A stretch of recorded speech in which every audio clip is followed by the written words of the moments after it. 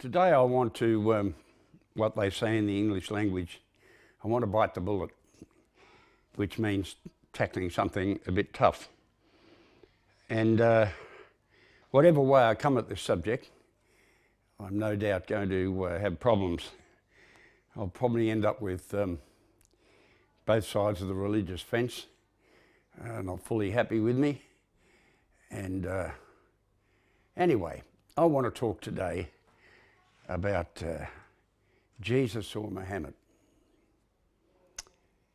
You know, in the Christian major denominational setting, this next Sunday happens to have what we call a lectionary reading. That's very significant.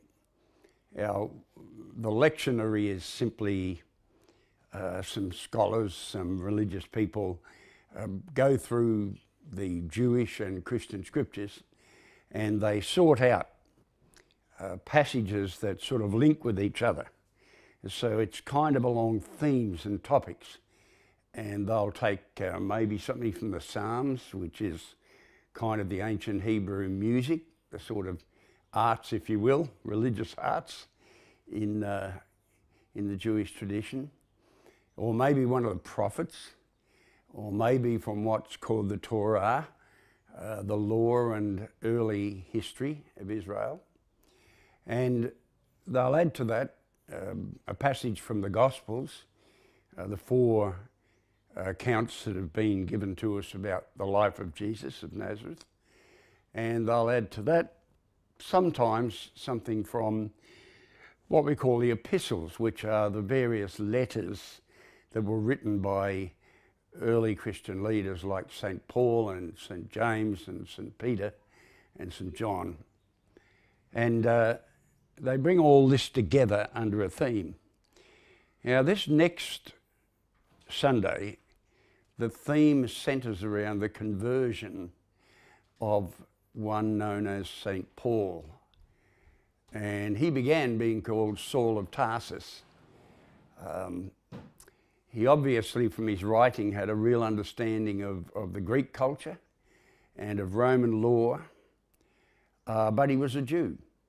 And if his account of his own life is true, and it's both written up in the book of Acts and there are bits and pieces in his letters that he wrote, then he was a very deeply embedded Jew.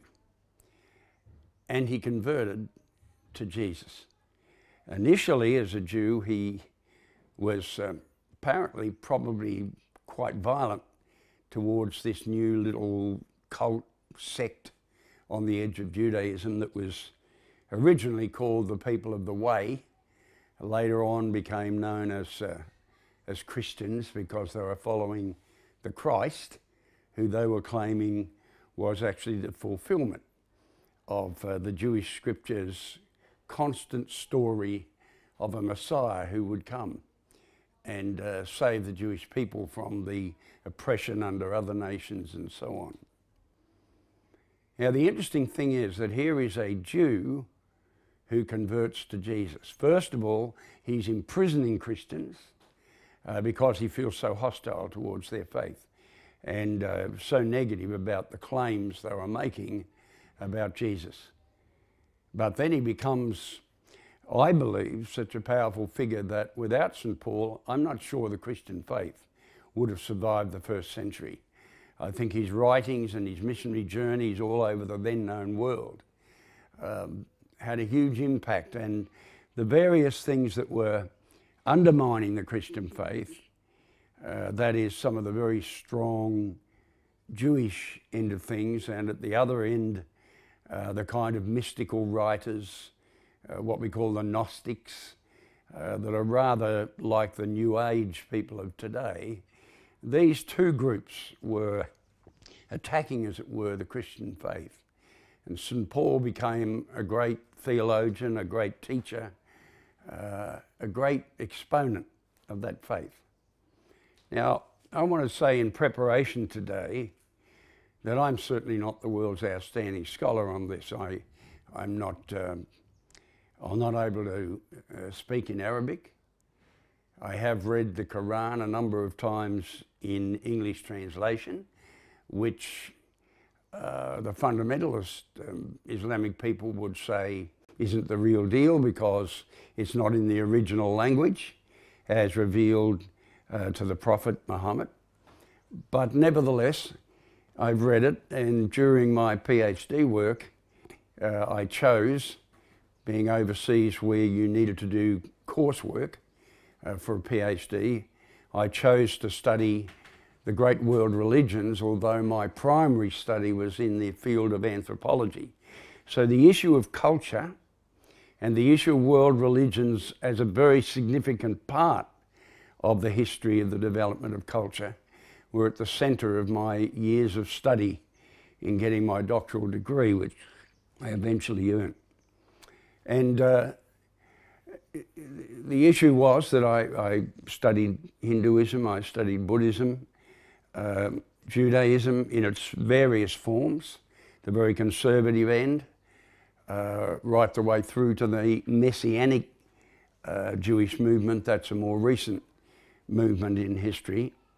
And I also studied Islam, actually under a professor that spent many years in the Middle East, and a professor that, although a deeply committed Christian, Professor Zana is a man with a great love, actually, for the Islamic people and the various races that are particularly holding to Islamic faith. And we looked at both the more hardcore Islamic countries, and we looked at folk Islam, the way in which in many of those marginal countries, like some of the Russian satellite countries from the days before the Soviet Empire collapsed, many of those countries, you have a mixture of Islam with a lot of folklore that really would not fit in the more strict forms of Islam in the Middle Eastern countries.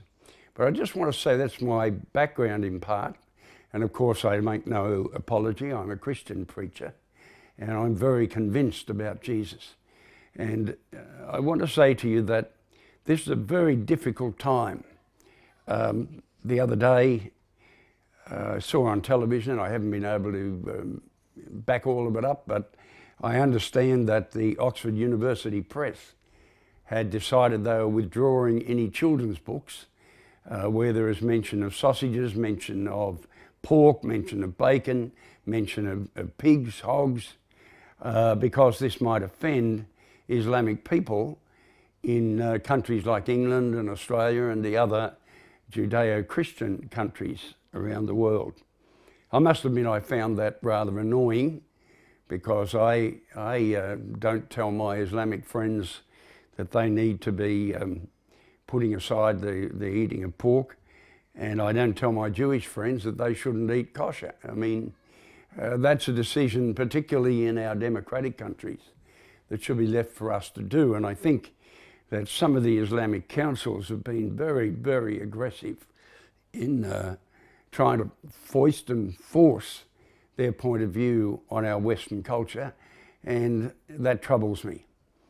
Let me say that when you study cultural anthropology, as I did, rather than social anthropology, when you study anthropology, you come to understand that you have to be very careful not to see any particular culture as being the superior culture. So let me start by saying that there are great weaknesses in so-called Western culture, as there are in any other culture. I think there's good and evil in every culture.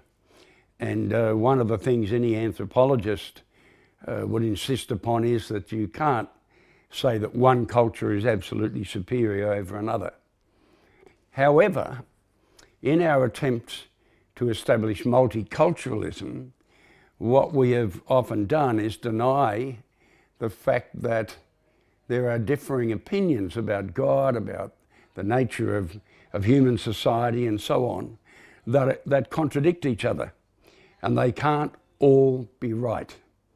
Now, in the field of science and some other fields, we're quite happy to accept that you should seek out the truth, and that A can't equal B, And in the end, we accept in everything else, it seems, but religion, that there are certain truths and there are certain untruths. It's interesting to watch us in the West struggling with some of those practices like female circumcision, other things like that, where on the one hand we say we're multicultural and everybody has a right to live the way they want to. On the other hand, we take a strong stand on this issue because we feel it's oppressive of women. So much of the multiculturalism is really quite intellectually inconsistent. And I think we need to recognise that before we start. One other thing that I want to say before speaking of the contrast between Jesus and the Prophet of Islam is that one thing is very, very clear if you follow Jesus. The Old Testament sometimes sounds a little bit like parts of the Quran. But when you get to the New Testament, if you're a follower of Jesus, his teaching is unequivocal. Blessed are the peacemakers. Love your neighbour as you love yourself. Do to those who do bad things to you the good things you would want them to do to you. There is no doubt that all the record we have of the teaching of Jesus and his behaviour is one that is utterly inclusive of human beings. In fact, it's interesting, whatever you think about demons and whether you think they exist or don't exist, it's intriguing that in the stories about Jesus with people who are called demonic in the old literature, and if you want to say it's mental illness, whatever you want to say about it, the fact is that Jesus addresses the demons and throws them out, but when the demonized angry man is in the synagogue, he doesn't throw him out of the synagogue, out of the holy place. He doesn't throw the person out. He challenges the forces that are producing mental ill health and social ill health in the life of these particular characters who are suffering. So there's one thing I want to make very clear. There is no place for a follower of Jesus to hate, despise, or mistreat anybody, no matter what they believe. That doesn't mean that I have to agree with what they do. I've worked many years in the outlaw bike scene, and it's very, very hard if you haven't worked in that scene to know the truth, because at current times there are some characters and there are some clubs that have behaved in such a rogue fashion that they give the general impression that anybody with a back patch with a name on it as a motorcycle club rider is automatically some kind of criminal. And in some states, in my country, these clubs have been automatically written off as criminal organisations, when I know that some of them are definitely not. And there are one or two clubs where in recent days, against all of this, while others have behaved in a rogue fashion, some of them have actually made rules for their members that they will not suffer them having to do with dealing with the drugs that so often the hardcore members of some clubs have been dealing with. So I've worked inside of that kind of world where if there was a Christian reason to reject somebody, some of the behaviour of some of these guys would be at the far end of acceptability in terms of Christian morals and Christian values. But I still love them as my brothers, and I would not want to mistreat them, whatever. I'm there partly as a chaplain, I guess, to be able to be available when guys in kind of that scene want to know about the Jesus that has shaped my life and caused me to want to be their friend. When they want to know about this, I'm there with the rest of my mates in God's Squad Christian Motorcycle Club to share with them. So I just want to make that very, very clear. What I've got to say about the distinctive difference for a Christian from the Prophet of Islam is not a statement, a hate statement or a rejection statement. Now let me give you one interesting little Bible story that helps inform my opinion on this. There is a story of Jesus meeting a Samaritan woman.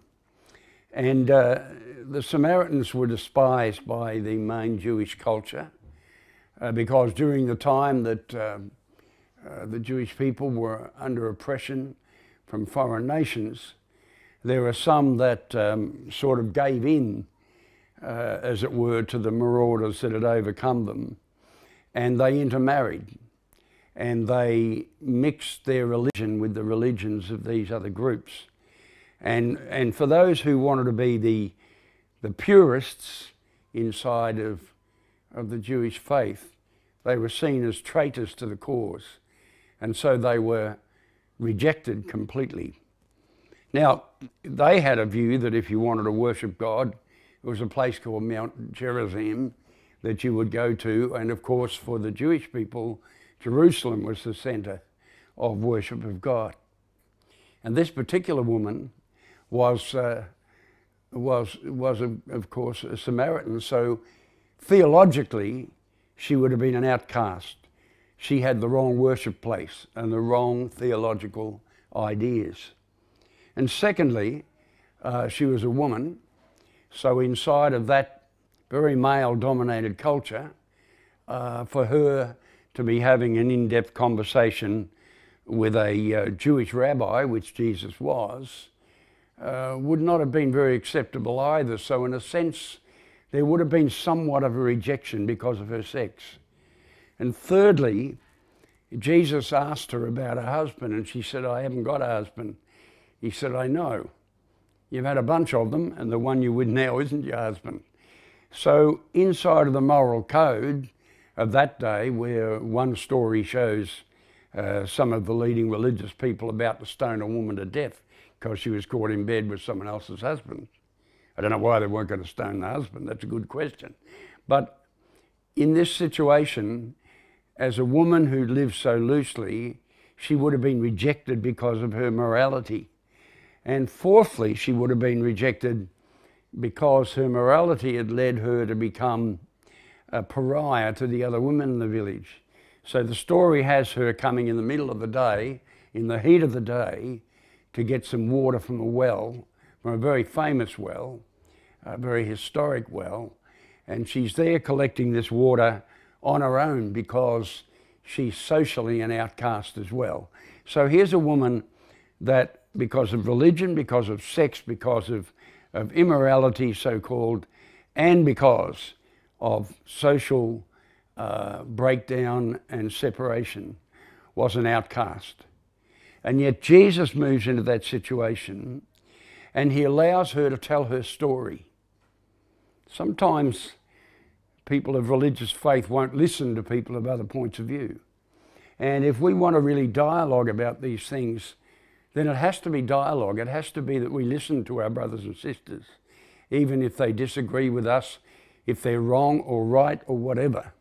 And so Jesus allows her, he teases her, in fact, to bring out her story about her immoral life. And then he gradually teases her into his story, so that instead of her interpreting her life by what her culture had taught her, or what her social group of rejection had taught her, or her racial separation had taught her, instead of that, Jesus leads her into a story where he hints that even her sexual behaviour was a sign of an inner thirst. A thirst we all have for intimacy, for acceptance.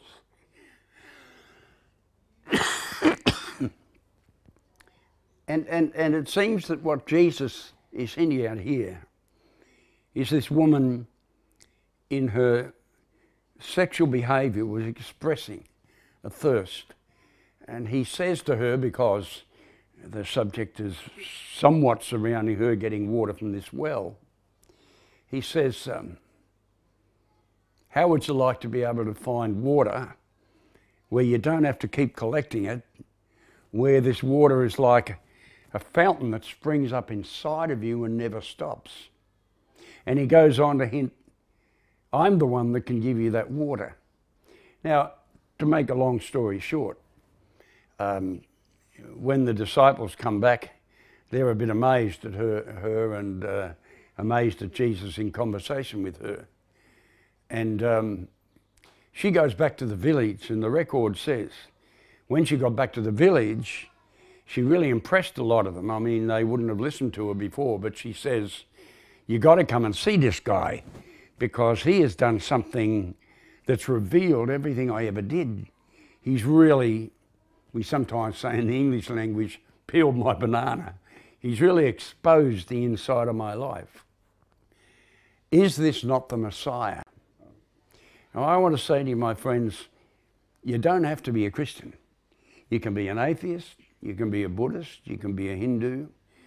That's a choice you have every right to make yourself.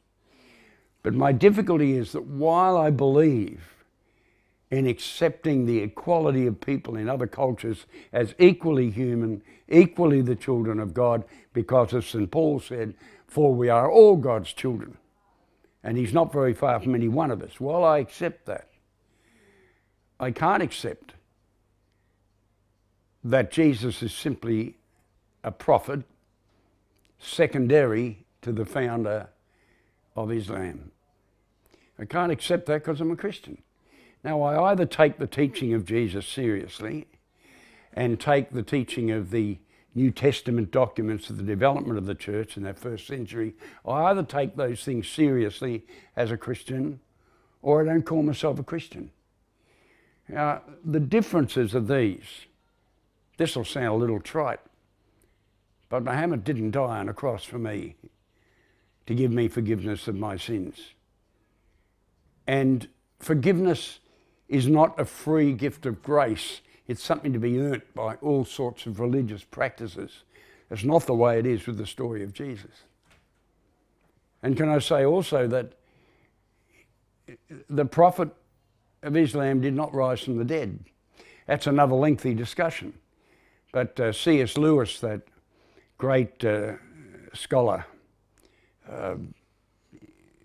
who is very famous for a number of books, including some science fiction novel books in seeking to teach ethical values. C.S. Lewis saw Jesus as either a liar, he was either a deceiver, which just doesn't fit the way he lived his life, nor the insistence on truth that was to be so embedded in his followers, or he was a mental case who was suffering from some kind of psychosis and thought he was God when he was just another bloke, which certainly was not the basis upon which this new religious group overthrew the power of Greek and Roman thought in just a few short centuries. He was either a liar, a lunatic, or he was who he said he was. Now, none of the great leaders, the Gautama, the Buddha, and Muhammad, none of those great leaders ever made the claims Jesus made. Now, you don't have to accept them.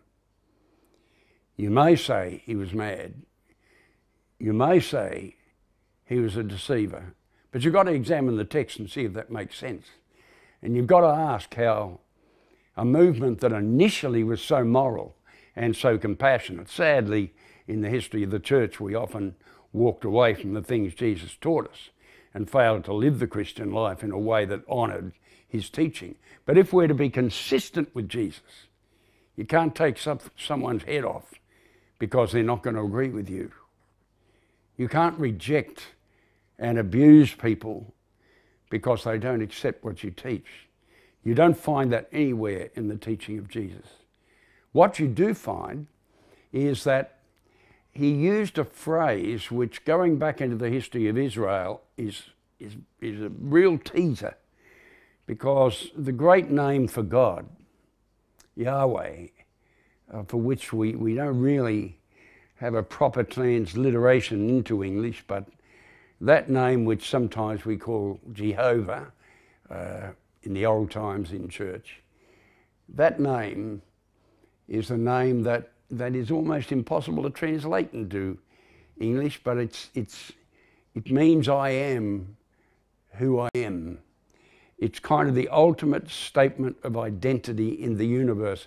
I actually think when that name was given to Moses out in the desert, that set the roots for what even in secular Israel today is such a profound sense of identity in the Jewish people.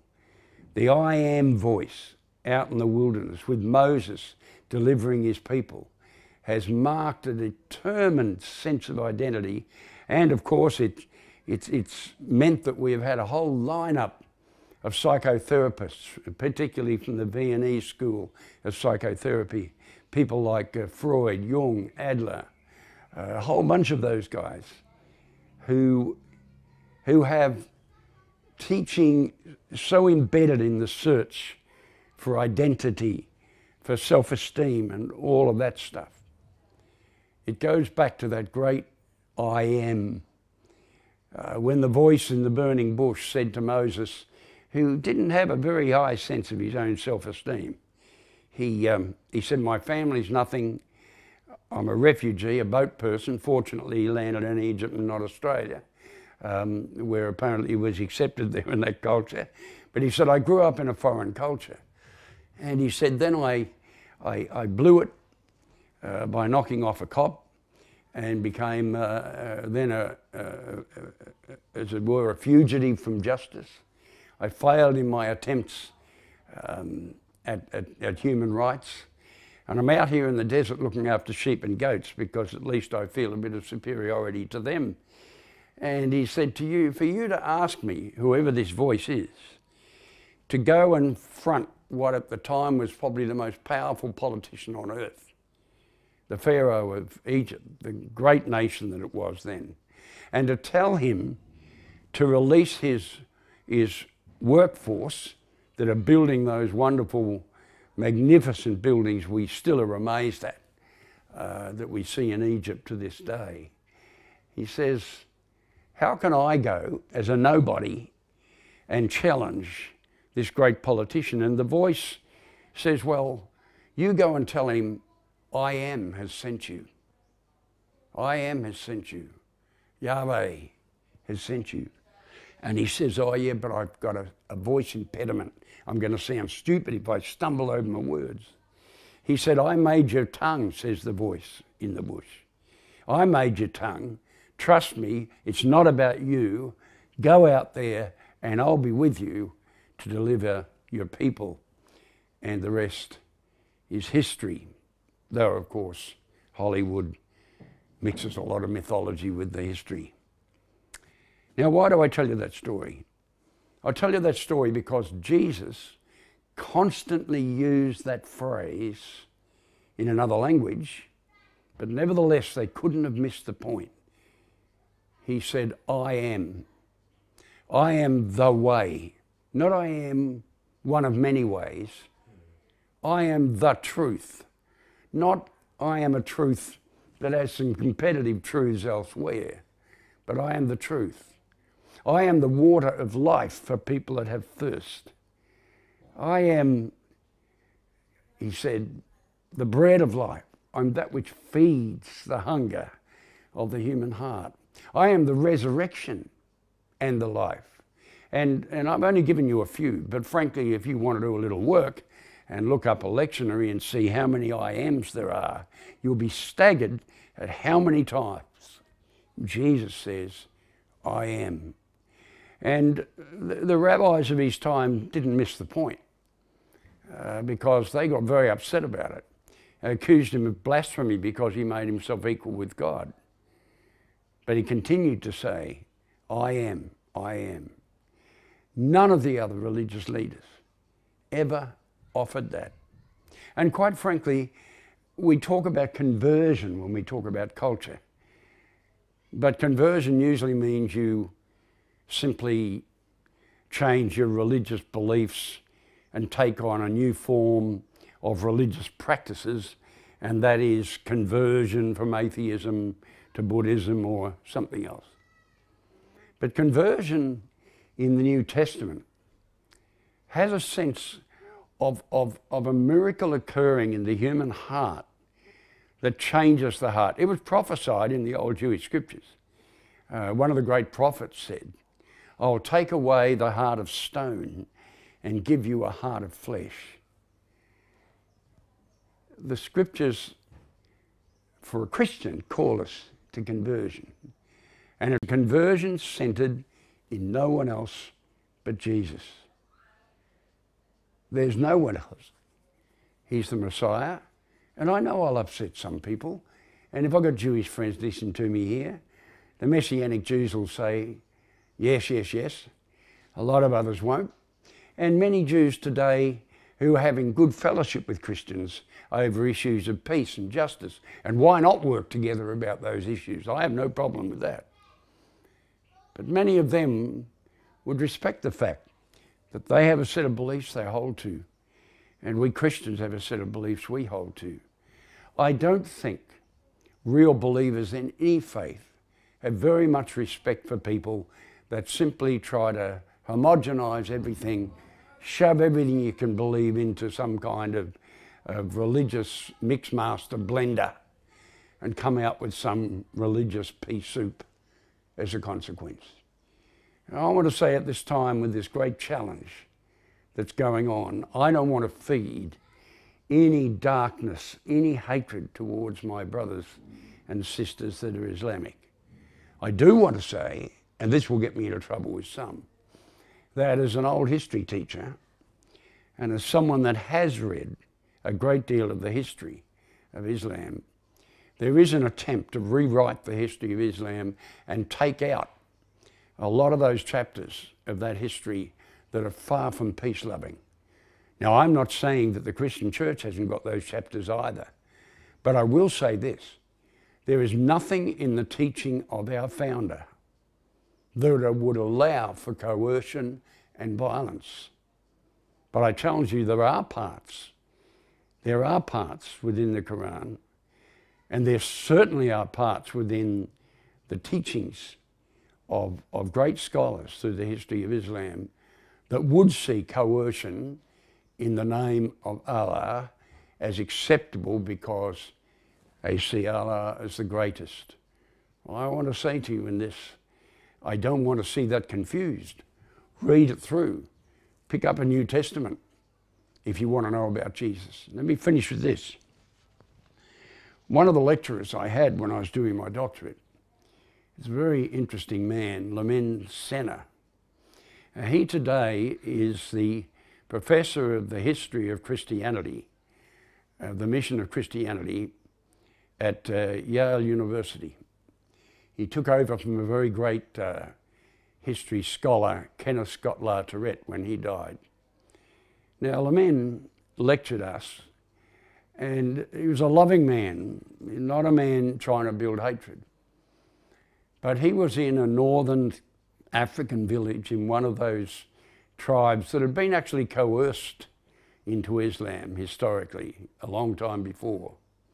And he picked up the New Testament and he simply read the stories of Jesus, of Yesu. And he was so impacted by the story of Jesus and the life of Jesus and the quality of the morality of Jesus. And I find it hard to say this, but comparing the whole life story of Jesus and some of the other world religious leaders and the way they treated family members and other issues like that really do put Jesus well and truly ahead. Anyway, he read through this and he was profoundly moved. And he went to a local Catholic priest and said, I've been reading the story of Yesu and I see that he was baptized by John the Baptist. And then I think he'd gone on to read the book of Acts, the first sort of history of what happened after Jesus rose from the dead. And he said, I think I should be baptized. And the Catholic priest said, tell me your story. So he told him how he'd read the Gospels and been converted. And this particular Catholic priest, I think the Pope right now actually would have supported him, but this was a conservative Catholic priest, and he said, I think you sound like a Protestant, you better go and talk to a Protestant missionary. So off he went to speak to a Protestant missionary.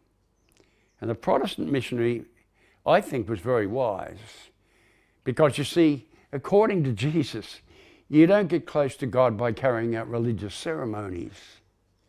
Even by giving to the poor, you should do that because you've been converted and your heart is changed. The goodness doesn't get you to heaven. The goodness is heaven in you, working its way out in life. And so he was, the missionary said to him, you know, I think what would be the best for you is not to get baptized right now, because in this village, if you get baptized, it's very likely that you could even be killed. Because that was the kind, and I'm not saying it's all like that everywhere, please hear me, but in that village, it was likely that if you converted, you could be killed. And he said, I think, Lamin, it'd be better for you not to be publicly baptized yet at this stage. Why don't you just continue to study the life of Jesus and bring some friends in to sit and talk with you and to work it through together. And so, in a sense, a little house church was innocently formed without some aggressive plan of planting Christianity or something else, just following Jesus. That brought about the change. And that amazing man was to go on to become a great historian and scholar, highly respected today at that major American university. I want to say to you, my friends, you've got to sort out what you're going to believe, but don't accept that multiculturalism takes away the challenge to see whether some things are true and some things are false. And don't let it stop you from looking at the character of Jesus, who calls us never to coerce anybody. And where the church has burnt at the stake or done any of that, it's done it in total defiance of the teaching of its founder. Its founder said, an eye for an eye and a tooth for a tooth. Well, that's still there in some religious groups now, isn't it? But he said, even although in the Torah it had said that, he said, no, not anymore. He said, I say to you, not an eye for an eye and a tooth for a tooth, but love your enemy. Love your enemy. And do good to those who do bad things to you. That's the Jesus I follow. And I believe his life stands out. He is the one who I can take seriously when he says, I am the way, the truth, and the life. I challenge you to at least work that through in this current multicultural malaise we find ourselves in at present.